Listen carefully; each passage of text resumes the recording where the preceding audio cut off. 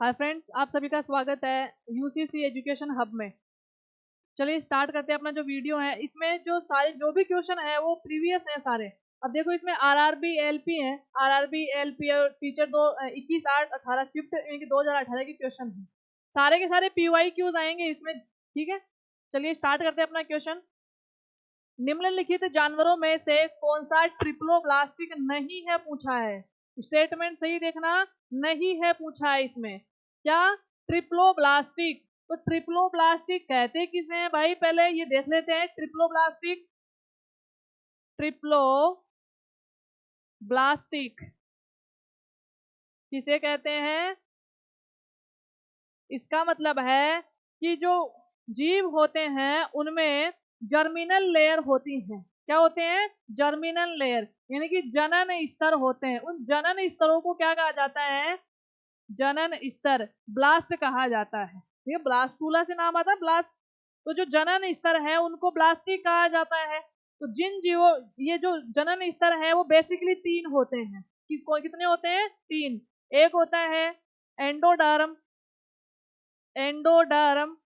दूसरा mesoderm, mesoderm. और third है एक्टोडर्म। क्या है? एक्टोडर्म। ये अंदर से बाहर की ओर है, अंदर से बाहर की ओर, यानी कि एंडोडर्म, मीजोडर्म, एक्टोडर्म, ऐसे होते हैं। तीनों 3 जनन स्तर पाए जाते हैं। तो जिन जीवों में 2 जनन स्तर होते हैं उनको कहा जाता है डिप्लोब्लास्टिक, द्विजनन स्तरीय। क्या कहा जाता है? डिप्लोब्लास्टिक या द्विजननीय स्तर कहा जाता है। और जिन जीवों में तीनों लेयर होती हैं, तीनों जनन स्तर पाए जाते हैं, उनको क्या कहा जाता है? ट्रिप्लोब्लास्टिक कहा जाता है। इनमें भी कौन कौन से, यानी कि जिनमें एंडोडर्म और एक्टोडर्म होते हैं उन्हें डिप्लोब्लास्टिक कहा जाता है। क्या कहा जाता है? डिप्लोब्लास्टिक कहा जाता है, डिप्लोब्लास्टिक। और जिन जीवों में ये तीनों, यानी कि एंडो और एक्टो के साथ कौन सी तीनों लेयर होती हैं, उन्हें क्या कहा जाता है? तीनों लेयर वाले को क्या कहा जाता है? ट्रिप्लोब्लास्टिक, ट्रिप्लोब्लास्टिक कहा जाता है। ठीक है। तो बेसिकली 3 जर्मिनल लेयर, यानी 3 जनन स्तर होते हैं, एंडोडर्म, मीजोडर्म, एक्टोडर्म। तीनों लेयर हो गई अंदर से बाहर की ओर, यानी कि इसको कहते हैं एंडोडर्म, फिर इसको कहते हैं मीजोडर्म, और इसको कहते हैं, लास्ट वाले को क्या कहते हैं? एक्टोडर्म कहते हैं। ठीक है। अब हमारे क्वेश्चन पे आते हैं, क्या कह रहे हैं? निम्नलिखित जानवरों में कौन सा ट्रिप्लोब्लास्टिक नहीं है पूछा है। ट्रिप्लोब्लास्टिक नहीं है। देखते हैं कौन सा इसका आंसर होगा। पहला ऑप्शन है जेलीफिश। नहीं भाई, जेलीफिश डिप्लोब्लास्टिक होती है, द्विजनन स्तरीय होती है। एस्केरिस, एस्केरिस भी क्या होता है? सॉरी, ये नहीं होगा इसका। एस्केरिस भी क्या होता है? डिप्लोब्लास्टिक होता है। थर्ड ऑप्शन केंचुआ, केंचुआ भी डिप्लोब्लास्टिक होता है। फोर्थ ऑप्शन क्या है? Plain area. तो इसका जो राइट आंसर है वो क्या हो जाएगा? ऑप्शन नंबर 4, यानी कि जो प्लेन एरिया वो क्या होता है? ट्रिप्लोब्लास्टिक होता है, यानी कि इसमें तीनों जर्मिनल लेयर, तीनों जनन स्तर पाए जाते हैं। आ गई समझ? चलिए नेक्स्ट क्वेश्चन की ओर से चलते हैं। ये लो आपका नेक्स्ट क्वेश्चन। भाई सारे के सारे पीवाई क्यूज हैं, इंपॉर्टेंट है, रिपीटेटिव क्वेश्चंस हैं, तो ध्यान रखना। ठीक है।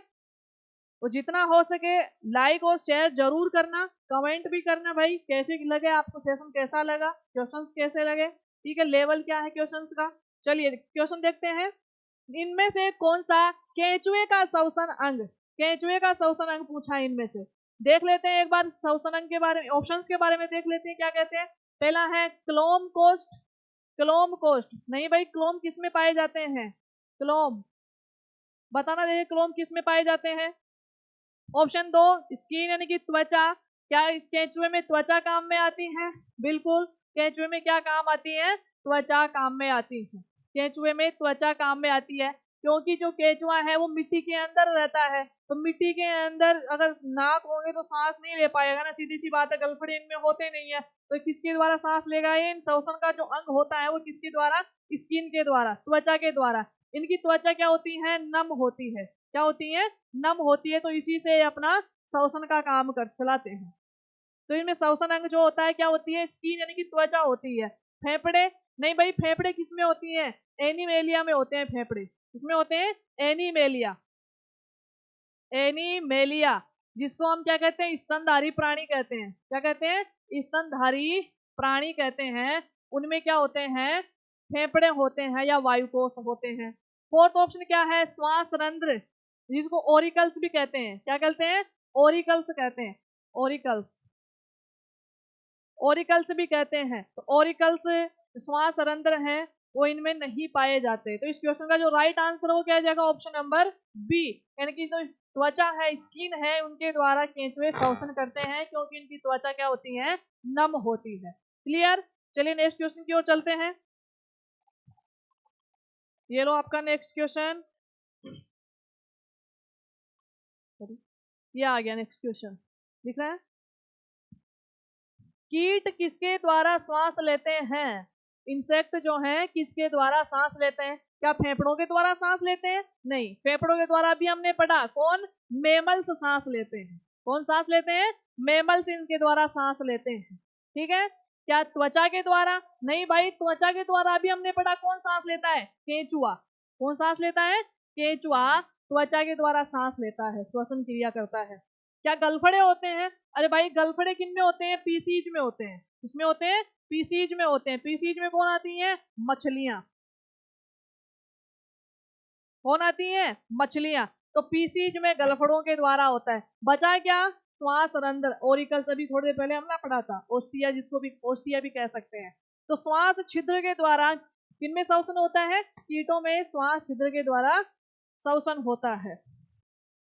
तो इस क्वेश्चन का जो राइट आंसर क्या हो जाएगा? ऑप्शन नंबर डी, श्वास छिद्र। आ गई समझ? चलिए नेक्स्ट क्वेश्चन की तरफ चलते हैं। ये रहा आपका नेक्स्ट क्वेश्चन। लो भाई नेक्स्ट क्वेश्चन क्या कह रहा है? नेक्स्ट क्वेश्चन, निम्नलिखित में से किस जीव को सोशल इंसेक्ट, सामाजिक प्राणी कहा जाता है? सोशल इंसेक्ट, इंसेक्ट यानी कि सामाजिक प्राणी। तू सामाजिक प्राणी जिसको हम कहते हैं सामाजिक प्राणी। सामाजिक प्राणी। देखते हैं ऑप्शन नंबर, कौन सा ऑप्शन? अच्छा, सोशल इंसेक्ट नहीं कहा जा सकता भाई, नहीं है, स्टेटमेंट पढ़ना है। क्या है? नहीं पूछा है हमें, यानी कि इसका मतलब है 3 इसमें राइट आंसर होगा और 1 इसका रॉन्ग है। तो देख लेते हैं। मधुमक्खी। भाई सबसे ज्यादा जो है सोशल इंसेक्ट वो कौन होती है? मधुमक्खियां होती हैं, क्योंकि हमें पता है इनमें कितने प्रभेद होते हैं। कितने प्रभेद होते हैं इनमें? 3 प्रभेद होते हैं। सॉरी, कितने प्रभेद होते हैं? 3 प्रभेद इनमें होते हैं। तीनों कौन कौन से होते हैं भाई? एक होती है क्वीन। कौन होती है? क्वीन, रानी मधुमक्खी होती है। कौन होती है भाई? रानी मधुमक्खी इनमें पाई जाती है। दूसरा प्रभेद कौन सा होता है? ड्रोन, जिसको हम नर मधुमक्खी कहते हैं। ड्रोन यानी कि नर मधुमक्खी। और तीसरा कौन सा है प्रभेद इसका? श्रमिक। कौन है भाई? श्रमिक।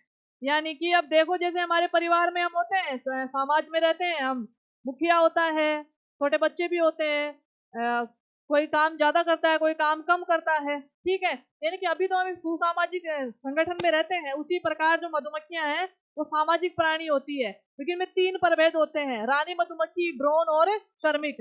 रानी मधुमक्खी जो होती है उसका एक ही काम है, केवल प्रजनन करना। क्या करना? प्रजनन करना। जो इसकी कॉलोनी होती है, इसका जो निबह होता है, निबह या जिसकी जो कॉलोनी होती है, उसके सारे के सारे जो सदस्य होते हैं, यानी कि सभी सदस्य हैं, वो किसकी संतानें होती हैं? रानी मधुमक्खी की संतान होती है। क्योंकि इसका कार्य केवल क्या है? इसका वर्क केवल क्या है? प्रजनन करना। क्या है इसका काम? केवल प्रजनन करना। ठीक है? दूसरे हैं ड्रोन या नर, इनकी संख्या छत्ते में बहुत कम होती है। रानी मधुमक्खी बता दें आपको, केवल इनकी संख्या 1 होती है। ठीक है? यानी कि भाई एक छत्ते में 1 रानी मधुमक्खी होती है। भाई एक ही हुक्म चला सकते हैं, ज्यादा हुक्म नहीं चला सकते। ठीक है? उसी प्रकार जो रानी मधुमक्खी है वो केवल 1 होती है एक छत्ते में। दूसरे हैं ड्रोन या नर, इनकी संख्या बहुत कम होती है। ज्यादा से ज्यादा ड्रोन 10 हो सकते हैं। कितने हो सकते हैं? 10 हो सकते हैं। इनका काम भी क्या है? केवल प्रजनन करना।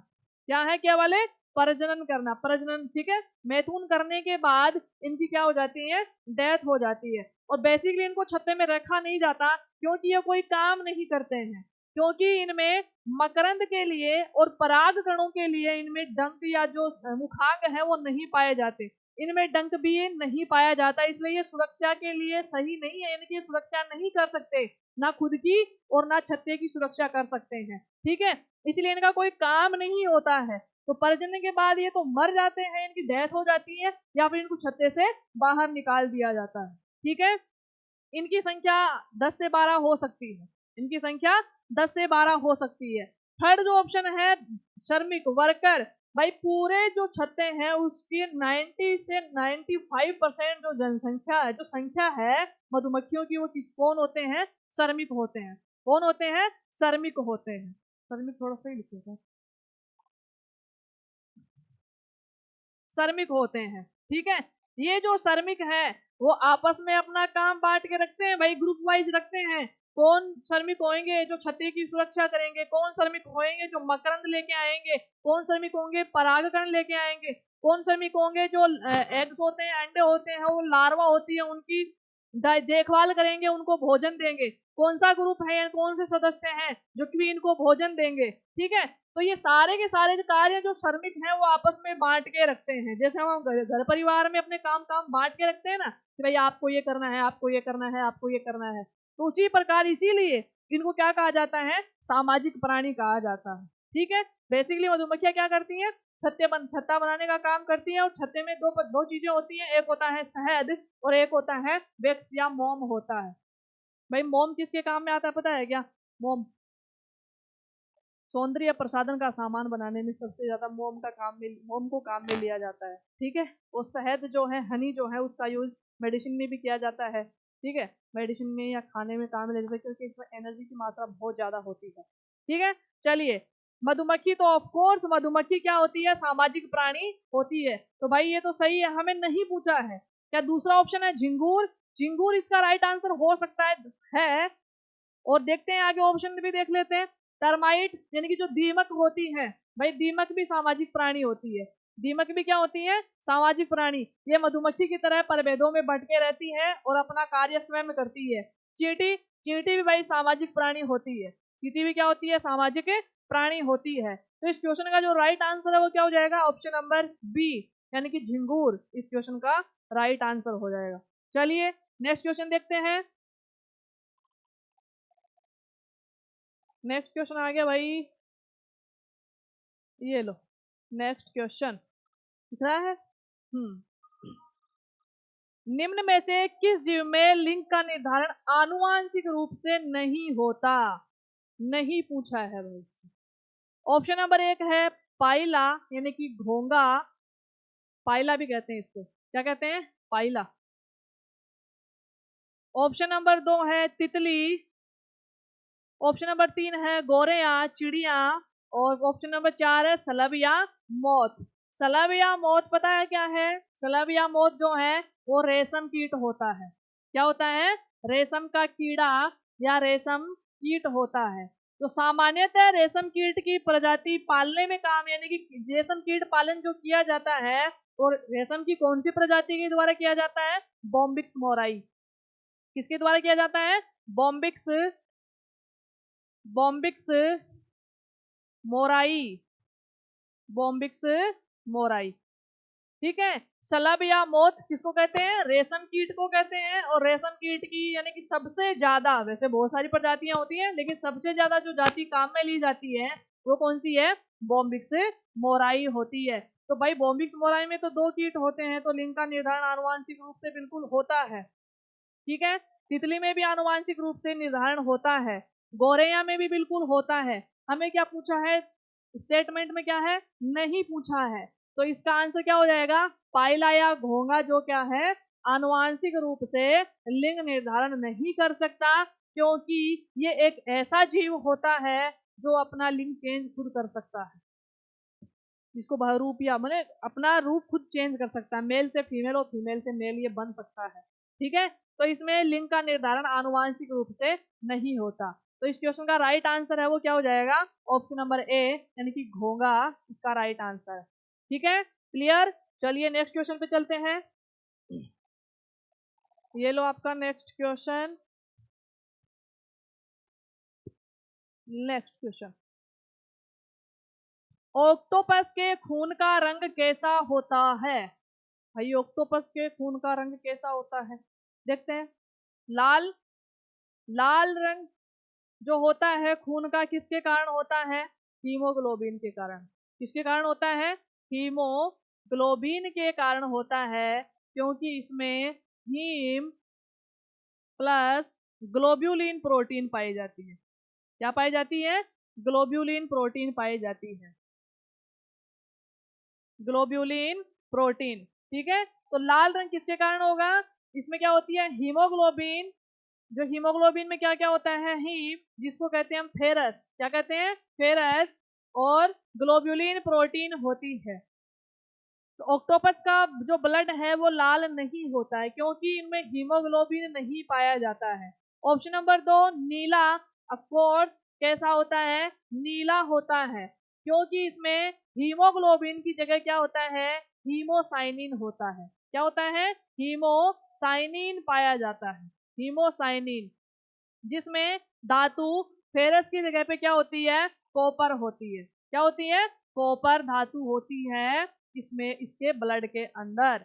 तो इनका ब्लड का रंग जो है कैसा होता है? नीला होता है, क्योंकि इनमें जो पिगमेंट है, वर्णक जो है, हीमोसाइनिन होता है, हीमोग्लोबिन नहीं होता, क्योंकि हीमोग्लोबिन में फेरस होता है, जबकि हीमोसाइनिन में क्या होता है? कॉपर पाया जाता है। आ गई समझ? गुलाबी नहीं होता और काला भी नहीं होता, लाल भी नहीं होता। इसीलिए इस क्वेश्चन का जो राइट आंसर है वो क्या हो जाएगा? ऑप्शन नंबर बी, नीला होता है। किसके कारण? कॉपर के कारण। तो इसका जो श्वसन वर्णक है वो क्या कहलाता है? हीमोसाइनिन कहलाता है, श्वसन वर्णक। हमारे में हीमोग्लोबिन होता है, तो इनमें क्या होता है? हीमोसाइनिन होता है। क्लियर? चलिए नेक्स्ट क्वेश्चन देखते हैं। ये आ गया आपका नेक्स्ट क्वेश्चन, ये लो नेक्स्ट क्वेश्चन। इनमें से किस जीव में 3 कोष्ठीय हृदय होता है? 3 चेम्बर्ड हार्ट, 3 कोष्ठीय हृदय होता है। देखते हैं किसमें होता है। पहले आपको बता दे, छोटा सा क्लासिफिकेशन बता देते हैं। 5 वर्ग होते हैं। ठीक है, कौन कौन से 5 वर्ग होते हैं? एवीज, एवीज, दूसरा होता है पीसीज। इनका क्रम कोई सा भी हो सकता है। Aves, Pisces, Reptilia, Reptilia, Amphibia, Amphibia, और 5वां होता है मेमेलिया। कौन सा होता है? मेमेलिया होता है, मेमेलिया। स्तनधारी प्राणी होते हैं। ठीक है, हमें क्या पूछा है क्वेश्चन? 3 कोष्ठीय हृदय पूछा है, तो हमने ये क्यों लिखा है? क्योंकि इनके बारे में देख लेते हैं कि कौन से में कौन सा, मतलब कितने कोष्ठीय हृदय होता है। ठीक है, तो इसमें जो मेमेलिया है, मेमेलिया और जो एवीज होता है, मेमेलिया और एवीज, इनमें जो हृदय होता है वो 4 कोष्ठीय होता है। हृदय कैसा होता है? 4 कोष्ठीय हृदय पाया जाता है। 4 कोष्ठ का मतलब है इसमें क्या है? 2 आलिंद, 2 ऑरिकल, 2 आलिंद व 2 निलय होते हैं, 2 वेंट्रिकल होते हैं। आ गई समझ? यानी कि पीसीज, सॉरी पीसीज नहीं, एवीज, एवीज व मेमेलिया, इसमें जो हृदय होते हैं उसमें कितने कोष्ठक होते हैं? 4 कोष्ठक होते हैं, जिसमें 2 ओरिकल यानी कि 2 आलिंद और 2 निलय होते हैं। आ गई समझ? फिर जो है पीसीज और जो जो रेप्टिलिया और जो एम्फीबिया है, उनके हार्ट में कितने चेंबर होते हैं? 3 कोष्ठक होते हैं। कितने कोष्ठक होते हैं? 3 कोष्ठक होते हैं, 3 कोष्ठक होते हैं, जिनमें से 2 आलिंद होते हैं, 2 आलिंद और 1 निलय, 2 आलिंद और 1 निलय पाया जाता है, 2 आलिंद और 1 निलय पाया जाता है। आ गई समझ? फिर जो बचा कौन सा? पीसीज वर्ग बचा। इस वर्ग में कौन आती हैं? मछलियां आती हैं। कौन आती हैं? फिशेज आती हैं। और फिशेज का जो हार्ट होता है उसमें कितने चेंबर होते हैं? 2 कोष्ठक होते हैं। कितने कोष्ठ होते हैं? 2 कोष्ठ होते हैं। कोष्ठक लिख दिया भाई, कोष्ठ होते हैं। कितने होते हैं? केवल 2 कोष्ठ होते हैं, जिसमें से एक होता है आलिंद और एक होता है निलय। इनमें एक आलिंद और एक निलय पाया जाता है।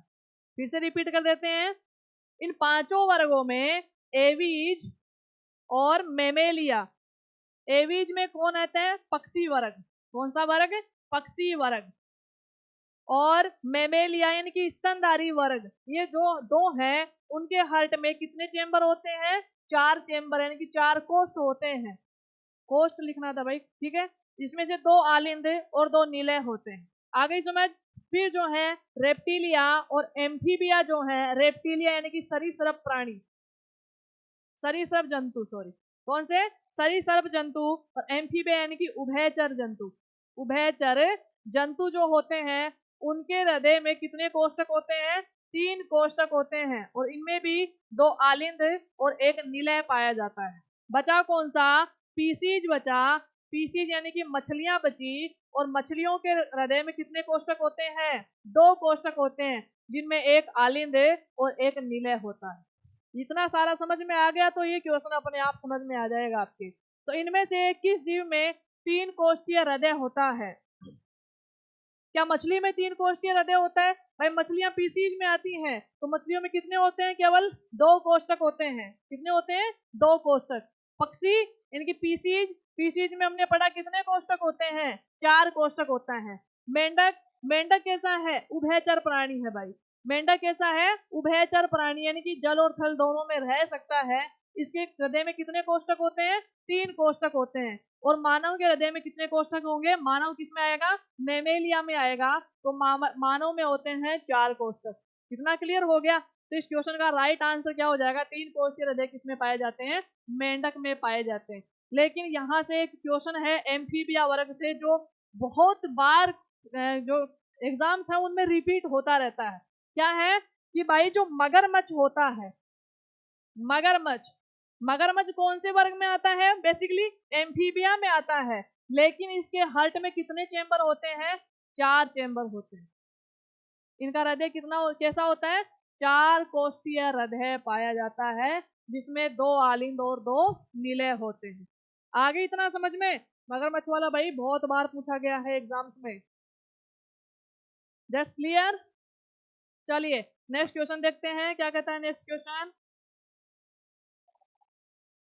ये आ गया आपका नेक्स्ट क्वेश्चन। अंडे देने वाले प्राणी क्या कहलाते हैं? अंडे देने वाले प्राणी क्या कहलाते हैं? ऑप्शन नंबर देख लेते हैं। राइजोम प्राणी? नहीं भाई, राइजोम प्राणी नहीं कहा जाते, नहीं कहा जाता राइजोम प्राणी। क्या जरायुज होते हैं? जरायुज यानी कि वीवी पेरियस होते हैं। वीवी पेरियस, जो वीवी पेरियस हैं वो किनको कहते हैं पता है क्या? जो बच्चों को जन्म देते हैं। किनको जन्म देते हैं? बच्चों को जन्म देने वालों को क्या कहा जाता है? वीवी पेरियस यानी कि जरायुज कहा जाता है।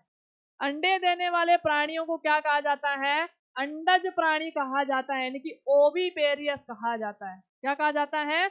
ओवी, ओवी पेरियस कहा जाता है। यानी कि जो अंडे को जन्म देते हैं वे प्राणी क्या कहलाते हैं? ओवी पेरियस कहलाते हैं, यानी कि अंडज प्राणी कहलाते हैं। पुनर्जनन करने वाले प्राणी, भाई पुनर्जनन करने वाले प्राणी कौन से होते हैं? जो प्रोकैरियोट्स में आते हैं। बताना देखिए कौन से होते हैं। इसका आंसर छापना देखिए कमेंट में, क्या आएगा? पुनर्जनन करने वाले प्राणी। ठीक है, तो इस क्वेश्चन का राइट का आंसर क्या हो गया? अंडे देने वाले प्राणी क्या कहलाते हैं? अंडज या ओवी पेरियस कहलाते हैं। क्लियर? चलिए एक क्वेश्चन देखो, क्या आरआरबी ग्रुप डी में पूछा गया था, 2018 में पूछा गया था। तो वो ही सारे यहाँ पे क्वेश्चन होंगे जो एग्जाम्स में पूछे गए हैं या फिर आने वाली एग्जाम है उनके लिए इंपॉर्टेंट है। ठीक है, तो लाइक और शेयर करते हुए चलिए नेक्स्ट क्वेश्चन देखते हैं। ये लो आपका नया क्वेश्चन, सॉरी नेक्स्ट क्वेश्चन। शुतुरमुर्ग के अंडे का माप कितना होता है? माप पूछा है। देखो किसमें पूछा गया है क्वेश्चन? आरआरबी ग्रुप डी में पूछा गया है 2022 में। भाई लेटेस्ट क्वेश्चन है, 2022 की शिफ्ट फर्स्ट में पूछा गया क्वेश्चन है ये। तो इस क्वेश्चन का देखो पहले राइट आंसर देख लेते हैं कौन सा है। तो इस क्वेश्चन का राइट आंसर हो जाएगा option number A, 170 mm into 130 mm। शुतुरमुर्ग के बारे में देखो, ऑस्ट्रिच के बारे में कुछ बातें जान लेते हैं।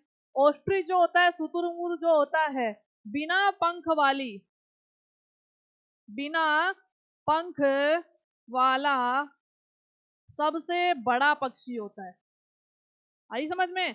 सबसे बड़ा पक्षी होता है, सॉरी बिना पंख वाला नहीं, बिना उड़ने वाला, बिना उड़ने वाला, उड़ने वाला सबसे बड़ा पक्षी कौन होता है? शुतुरमुर्ग होता है। इसको सोन चिड़ैया भी कहते हैं। ठीक है, तो बिना उड़ने वाला सबसे बड़ा पक्षी कौन है? शुतुरमुर्ग होता है।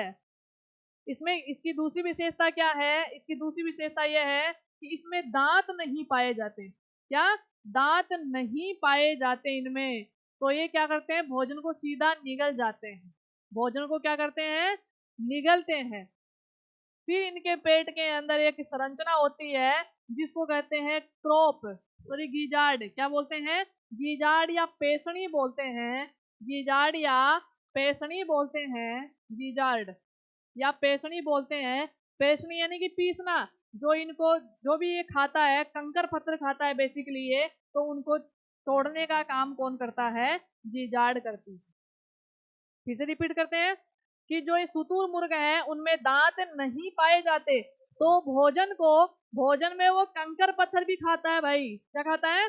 कंकर पत्थर भी खाता है। तो वो क्या करता है? भोजन को सीधा निगल जाता है। निगल है ये, भोजन को सीधा निगल जाता है। फिर उनके जो पेट है उसमें एक संरचना होती है, गिजार्ड या पेशनी होती है, जिनके द्वारा उन टुकड़ों को तोड़ दिया जाता है। आ गई समझ? तो ये बिना उड़ने वाला सबसे बड़ा पक्षी होता है। तो दूसरा सबसे बड़ा पक्षी कौन सा होता है? दूसरा दूसरा सबसे बड़ा, पहला तो भाई शुतुरमुर्ग हो गया, दूसरा कौन सा होता है? एमू। कौन होता है? एमू होता है। ठीक है, तो शुतुरमुर्ग को क्या कहा जाता है? सोन चिड़ैया कहा जाता है। इस क्वेश्चन का राइट आंसर हो गया option number A, 170 170 mm into 130 mm। Clear? चलिए नेक्स्ट क्वेश्चन है हमारा, ये आ गया अपना नेक्स्ट क्वेश्चन। नेक्स्ट क्वेश्चन क्या कह रहा है कि भाई रिक्त स्थान का प्राथमिक उत्सर्जी उत्पाद यूरिक अम्ल होता है। प्राथमिक उत्सर्जी उत्पाद यूरिक अम्ल होता है। अब आपको यहाँ पे बता दे, पहले क्लियर कर दें कि जो नाइट्रोजनी अपशिष्ट होते हैं, नाइट्रोजनी अपशिष्ट जो होते हैं, अपशिष्ट, नाइट्रोजनी अपशिष्ट जो होते हैं वो तीन, बेसिकली कितने प्रकार के होते हैं? तीन प्रकार के होते हैं। एक है यूरिया, सीक्वेंस वाइज लिख देते हैं चलो इनको। एक है अमोनिया, अमोनिया, दूसरा है यूरिया, और तीसरा है यूरिक अम्ल। तीसरा क्या है? यूरिक, यूरिक अम्ल। तो तीन प्रकार के नाइट्रोजन अपशिष्ट हो गए, कौन कौन से?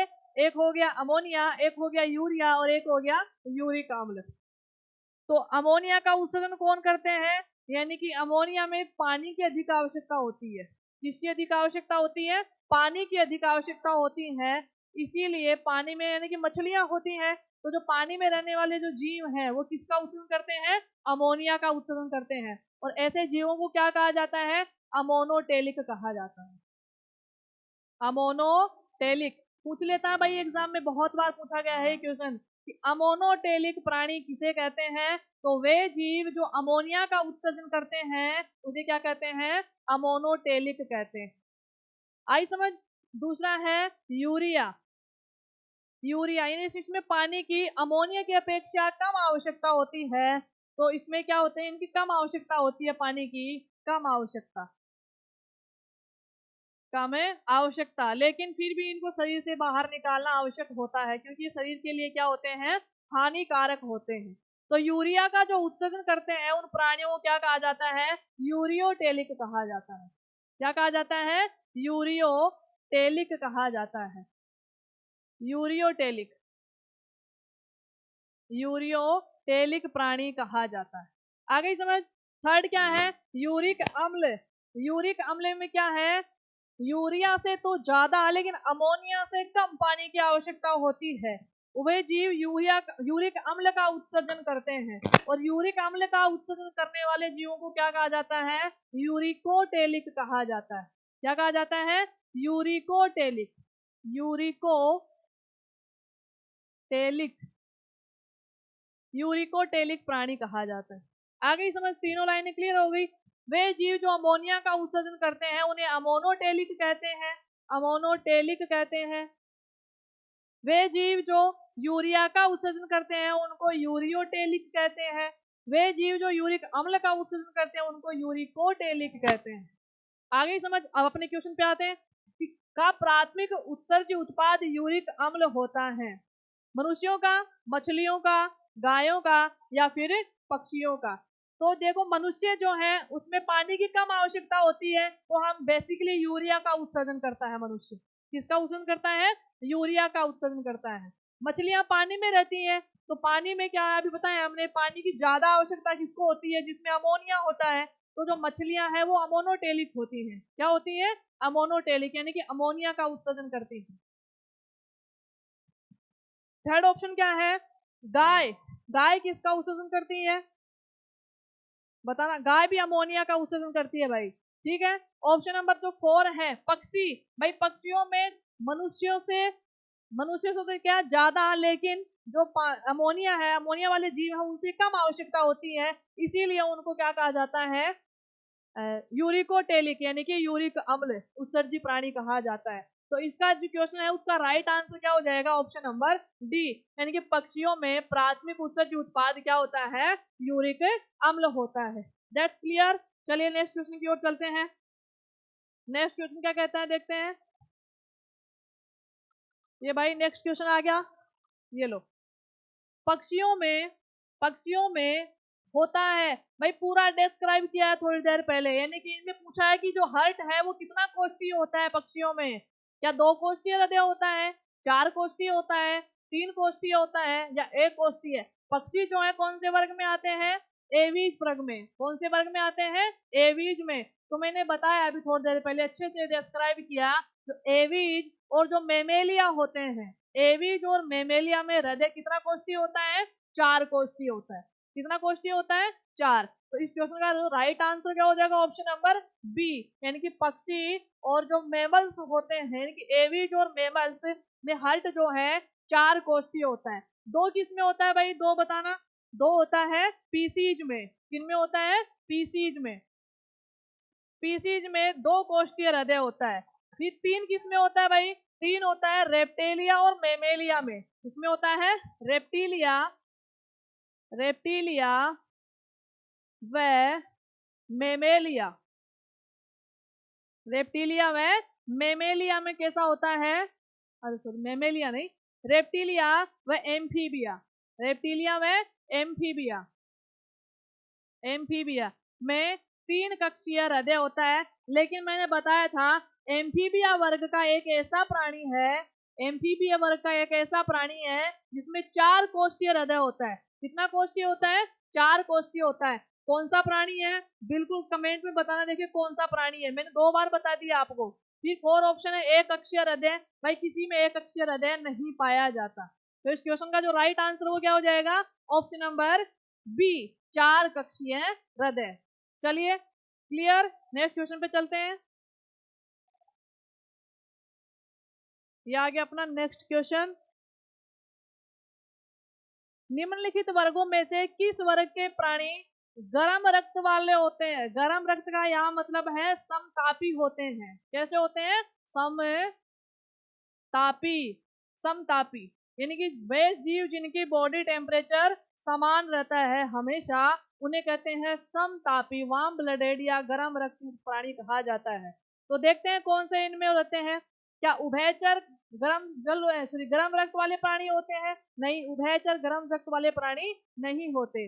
फिर क्या सरीसृप होते हैं, या फिर ऑप्शन नंबर बी पक्षी होते हैं, या ऑप्शन नंबर डी मीन होती हैं। तो इस क्वेश्चन का जो राइट आंसर है वो हो जाएगा ऑप्शन नंबर बी, यानी कि जो पक्षी होते हैं, पक्षी कैसे होते हैं, समतापी। जब पक्षी का नाम आ जाता है तो यहाँ पे मैमेलिया भी आ जाता है, यानी कि मनुष्य भी आ जाता है। तो मनुष्य का रक्त भी कैसा होता है, तो ये मनुष्य भी कैसा होता है, गर्म रक्त वाले जीव होते हैं। मनुष्य के बॉडी टेम्परेचर कितना होता है, मानव का बॉडी टेम्परेचर कितना होता है, बताना भाई। देखे मानव का बॉडी टेम्परेचर कितना होता है, ठीक है। तो इस क्वेश्चन का जो राइट आंसर है वो क्या हो जाएगा, ऑप्शन नंबर बी, समताप। सॉरी, पक्षी क्या होते हैं, गर्म रक्त वाले प्राणी होते हैं। बाकी तीनों जो है, तीनों यानी कि उभयचर, सरीसृप और मीन जो होते हैं, तीनों कैसे होते हैं, असमतापी होते हैं, असमतापी। इसका मतलब है ये वातावरण के अनुसार, वातावरण के अनुसार अपना बॉडी टेम्परेचर चेंज करते रहते हैं, यानी कि जो अपना बॉडी टेम्परेचर वो क्या करते हैं, चेंज करते रहते हैं। आ गई समझ। तो समतापी का मतलब है बॉडी टेम्परेचर इक्वल रहता है हमेशा। वो कौन है, पक्षी और मनुष्य। तो बताना मनुष्य का जो बॉडी टेम्परेचर है वो कितना होता है। तो इस क्वेश्चन का राइट आंसर आ गया ऑप्शन नंबर बी, पक्षी। क्लियर। चलिए नेक्स्ट क्वेश्चन पे चलते हैं। ये आ गया अपना नेक्स्ट क्वेश्चन। नेक्स्ट क्वेश्चन देखो,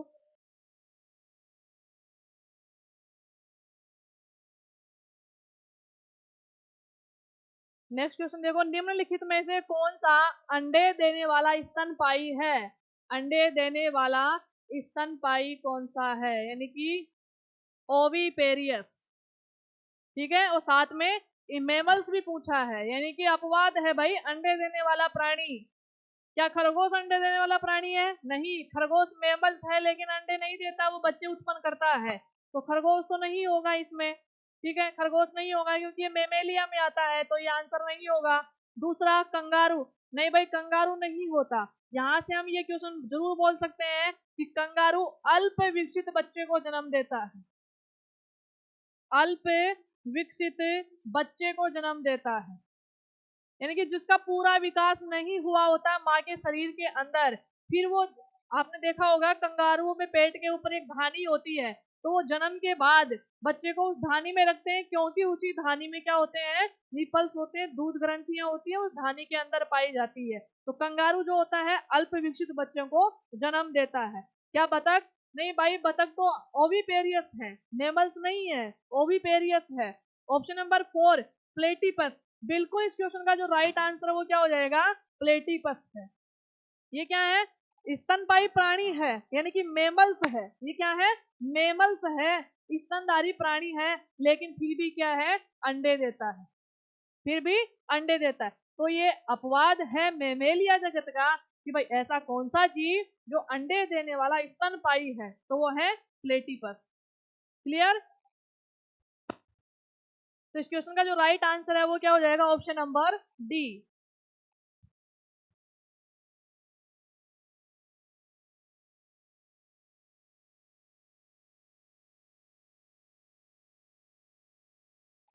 क्वेश्चन की तरफ चलते हैं।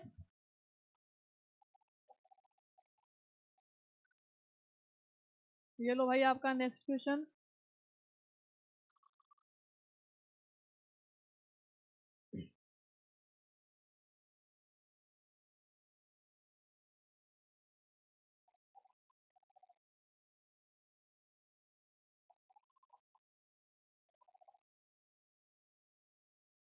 स्तनधारियों में संबंधित इनमें से कौन सा कथन गलत, भाई स्टेटमेंट गलत पूछा है, यानी कि 3 सही होंगे, एक आंसर एक गलत होगा ऑप्शन, ठीक है। स्टेटमेंट पर ध्यान रखते हैं, गलत।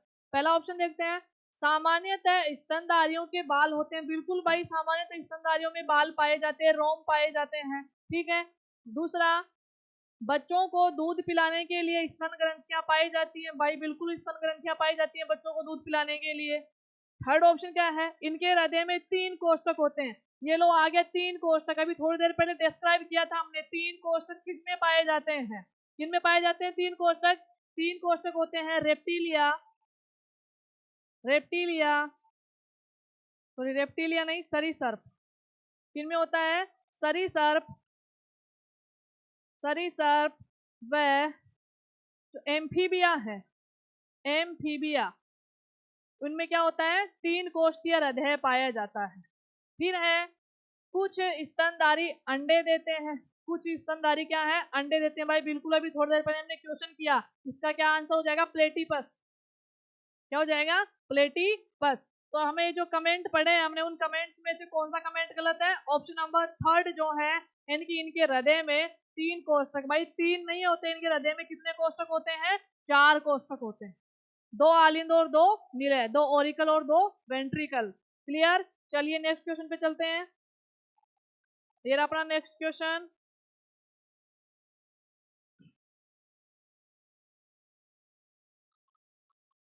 नेक्स्ट क्वेश्चन देखो, मछलियों के बारे में निम्नलिखित में से कौन सा कथन सही नहीं है। भाई फिर से गलत स्टेटमेंट पूछा है, सही नहीं है पूछा है, यानी कि 3 इसमें सही है। देख पढ़ लेते हैं कौन सा है।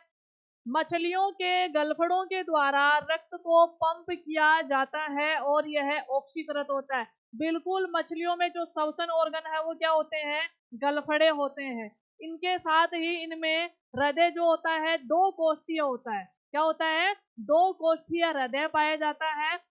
तो 2 कोष्ठीय पाए जाने के कारण इनमें क्या नहीं होता, दोहरा परिसंचरण नहीं होता, दोहरा परिसंचरण नहीं होता। इसीलिए उनको वहीं पर यानी कि गलफड़ों में ही क्या कर दिया जाता है, ऑक्सीकृत कर दिया जाता है। भाई ये कमेंट तो बिल्कुल सही कमेंट है। दूसरा क्या है, मछलियों के हृदय में केवल 2 कोष्ठक होते हैं। अभी बिल्कुल पढ़ा हमने, कितने कोष्ठक होते हैं, 2 कोष्ठक होते हैं, कोष्ठ होते हैं, सॉरी 2 कक्ष होते हैं। थर्ड कमेंट क्या है, मछलियों में दोहरा परिसंचरण होता है। क्या मछलियों में दोहरा परिसंचरण होता है, सोचना। देखे ऑप्शन नंबर 4 देख लेते हैं इसमें देर। मछली के हृदय से होकर रक्त एक चक्कर में केवल एक बार ही प्रवाहित होता है। तो इसमें गलत कमेंट कौन सा है भाई, मछलियों में दोहरा परिसंचरण होता है या नहीं होता। तो मछलियों में दोहरा परिसंचरण नहीं पाया जाता, भी थोड़ी देर पहले हमने बताया, क्योंकि इनमें 2 ही कोष्ठक होते हैं, एक आलिंद और एक नीलय। तो जो ब्लड ऑक्सीकृत है वो कहाँ पर हो जाता है, गलफड़ों के अंदर ही हो जाता है। इसको इस क्वेश्चन का जो राइट आंसर है, कमेंट नंबर 3 जो है, यानी कि जो ऑप्शन नंबर 3 जो है, इसका राइट आंसर हो जाएगा, मछलियों में दोहरा परिसंचरण होता है। नहीं होता भाई, नहीं पाया जाता, क्योंकि इसमें होता है इसलिए कहा है। तो इसका आंसर क्या हो जाएगा, सही ऑप्शन नंबर 3। चलिए नेक्स्ट क्वेश्चन की तरफ चलते हैं। नेक्स्ट क्वेश्चन क्या है, चलिए भाई आज के लिए इतना ही है। आपको सेशन कैसा लगा, लाइक शेयर जरूर करना, ठीक है। धन्यवाद।